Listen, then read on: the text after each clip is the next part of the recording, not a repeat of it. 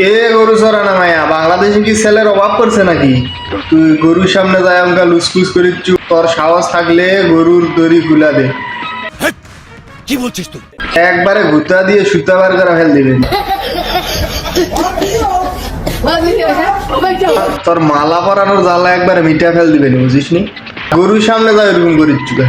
তোর এলাকায় কি লোকজন নাই? তাকে সামনে যা। আর যদি তোর এলাকায় কোনো পুরুষ মানুষ না থাকে তাহলে এক কাম কর, সোজা আমাকে বগুড়ার চলায় টাইলিং করে ব্যায়াম দিয়ে একবার পুকুরের ফাট ঢুসা ফেলতো মনে, বুঝিস নি? এখনো সময় আছে, ভালো হয়ে যা, নয়তো টাকা যাক তোর টাঙ্কি ফুটা করা ছাড়বো।